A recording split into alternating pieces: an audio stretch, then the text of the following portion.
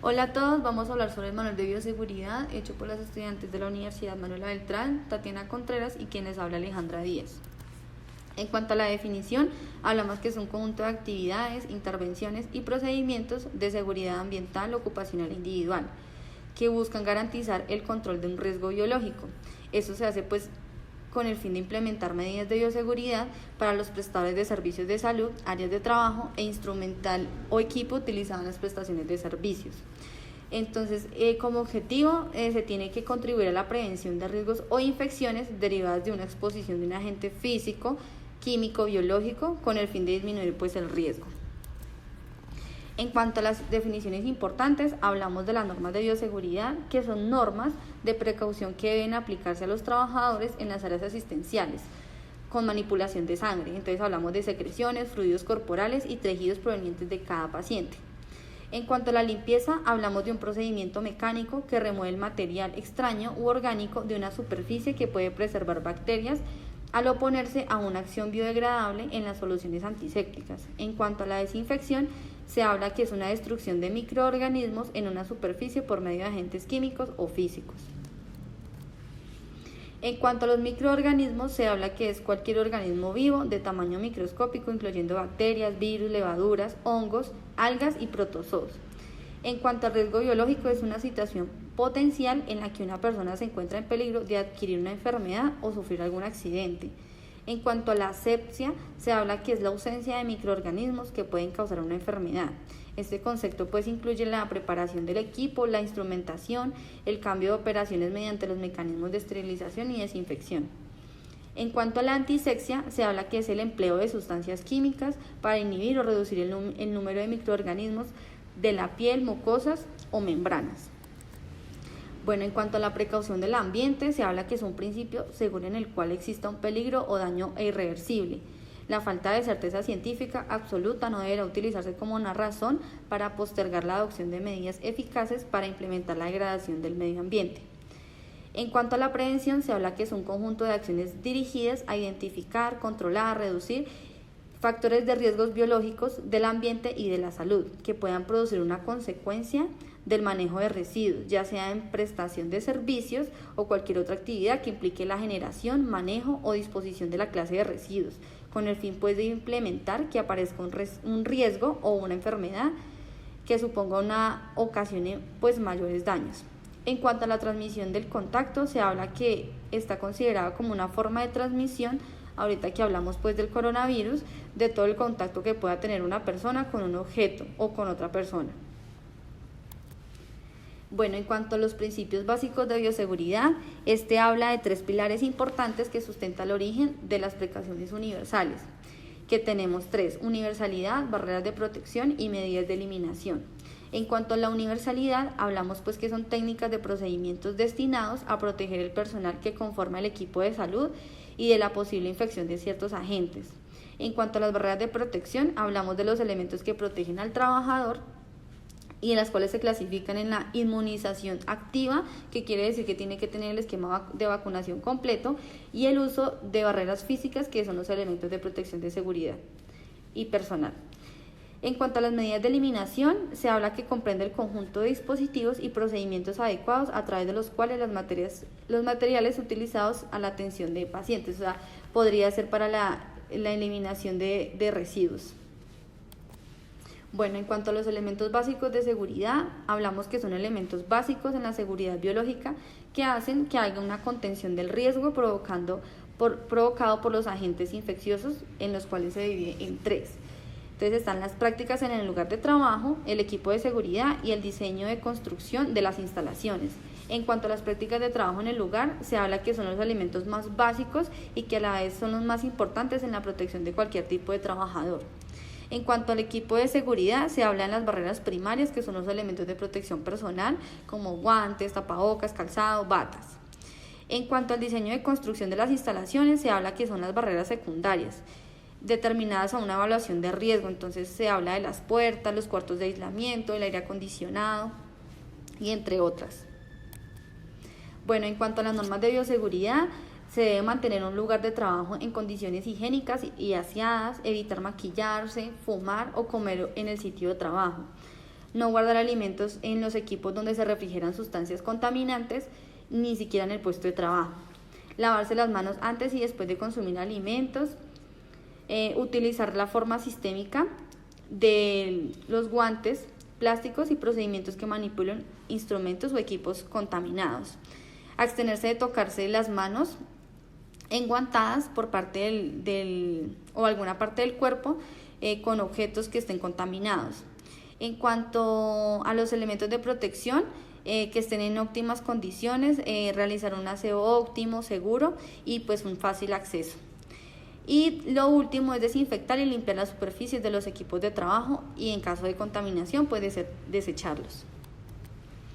En cuanto a los líquidos de precaución universal, encontramos la sangre, encontramos el líquido amniótico, encontramos el líquido cefalorraquídeo, encontramos la leche materna, encontramos el líquido sinovial, encontramos secreciones vaginales, lo cual hace que sean potencialmente infecciosos. En cuanto a las heces, la orina, la secreción nasal, el esputo, el vómito, la saliva, no se consideran líquidos potencialmente infectantes, excepto pues si tienen alguna visibilidad de sangre. Bueno, en cuanto a los niveles de exposición de fluidos, hablamos de 3. Entonces, de los de alto riesgo o críticos, se habla de las áreas de cuidados intensivos o donde exista contacto directo con fluidos o sangre, salas de urgencias, terapias respiratorias, odontología, laboratorio clínico. En cuanto a los riesgos intermedios o semicríticas, se habla de las áreas donde no existe contacto permanente de los fluidos. Tenemos en cuanto a la hospitalización, consulta externa y fisioterapia.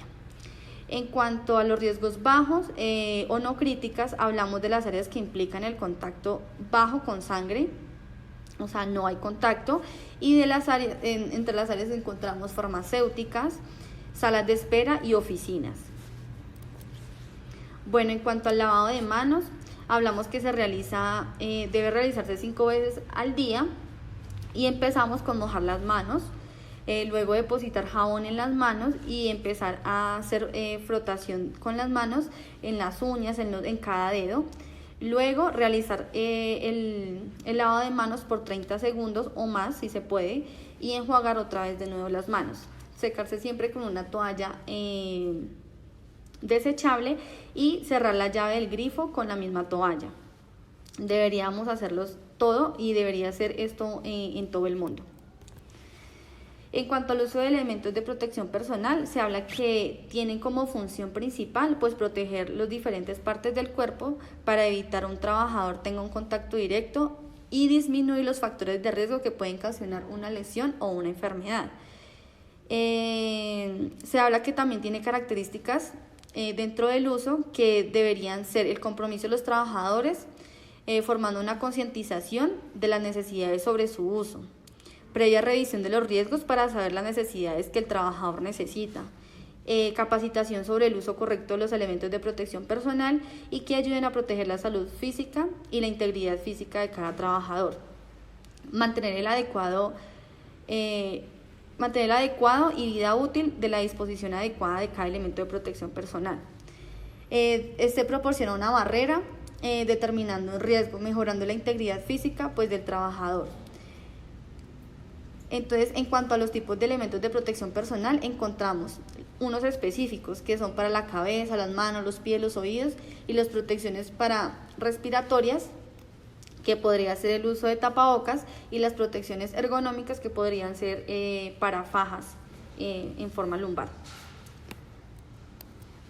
Bueno, en cuanto al manejo de desechos, hablamos que son aquellos materiales o productos cuyo propietario o poseedor desecha que se encuentra en un estado sólido o semisólido, líquido o gaseoso que contiene un recipiente en un depósito.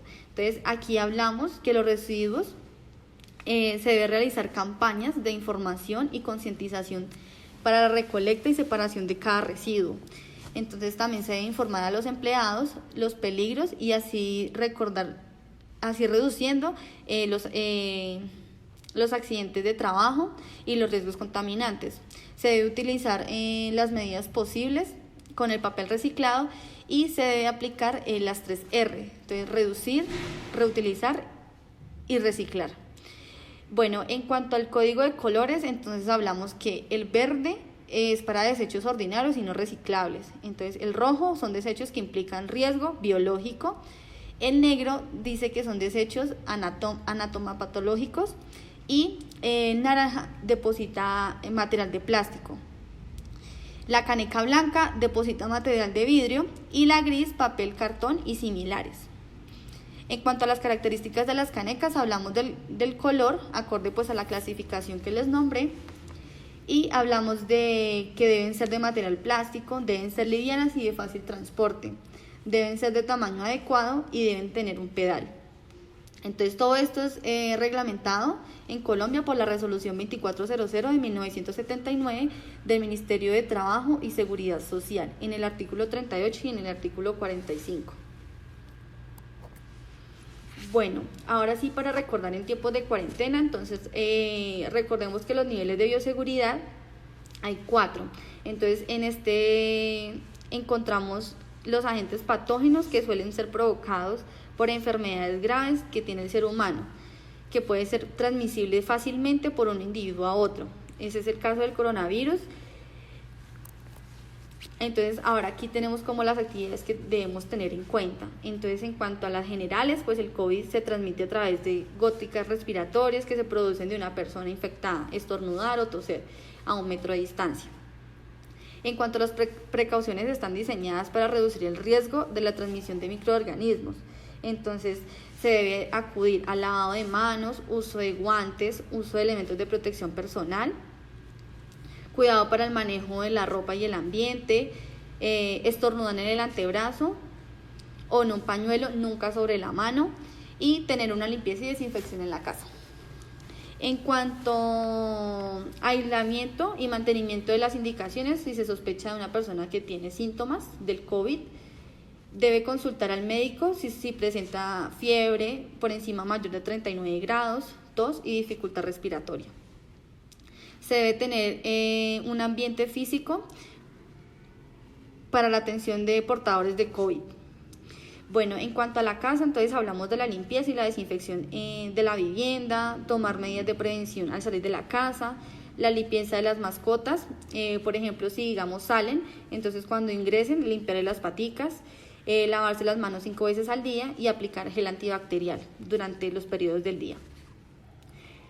También podemos mantener una ventilación iluminada y adecuada de nuestra casa, realizar actividades en familia, restringir visitas de familiares o amigos que presenten un cuadro gripal, salir con un adulto, salir un solo adulto de la casa, pues para ir de compras, y al regresar debe quitarse los zapatos, debe que lave la suela de los zapatos, debe cambiarse de ropa, debe bañarse, debe manipular los elementos que traía, debe desinfectarlos.